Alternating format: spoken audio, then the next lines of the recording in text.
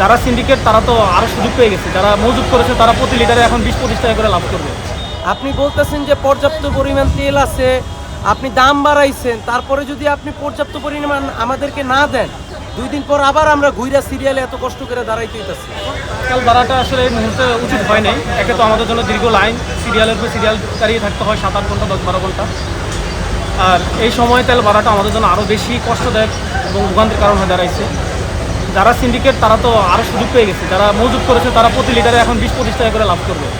তাহলে এটা অবশ্যই সরকার যে সিদ্ধান্তটা নিয়েছে এটা তার ভুল সিদ্ধান্ত ছিল না। এটা দুর্ভোগ কমবে না, বরঞ্চ যারা মজুত করার তারা আরও মজুত করবে, কেননা তারা মনে করবে যে হয়তোবা দেশে আসলে তেল নাই, যার কারণে তেল দাম বাড়িয়েছে সরকারে।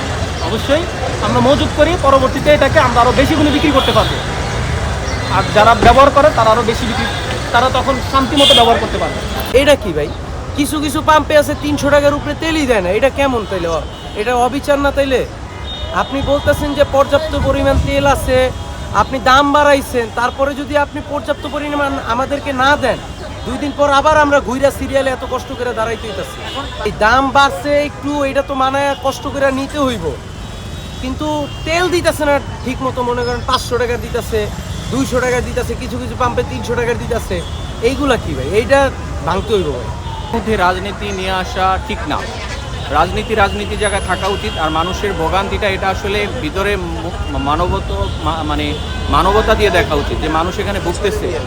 এখানে যদি কেউ ইচ্ছাকৃতভাবে করে থাকে তাকে ধরুক, ধরতে পারলে তার কোনো সমস্যা নাই, ধরে তাকে দৃষ্টান্তমূলক শাস্তির ব্যবস্থা করুক, তাহলে আমরাও হ্যাপি হব আর দেশেরও ভালো হবে। ঠিক আছে, এটা নিয়ে সরকারকেও দোষ দিব না, জনগণকেও দোষ দিব না। কারণ হয়েছে কি, আমি গত 2 দিন আগে নিউজ দেখছি যে তেলের দাম কেন বাড়াচ্ছে না।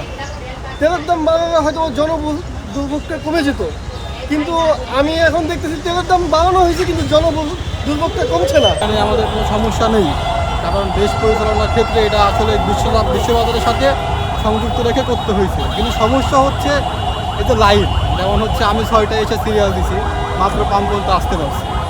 আরেকটা বিষয় হচ্ছে পাম্পে বেশিরভাগ লোকজন উল্টো পথে কিছু লোকজন ঢোকায়, এগুলো আসলে সিন্ডিকেট।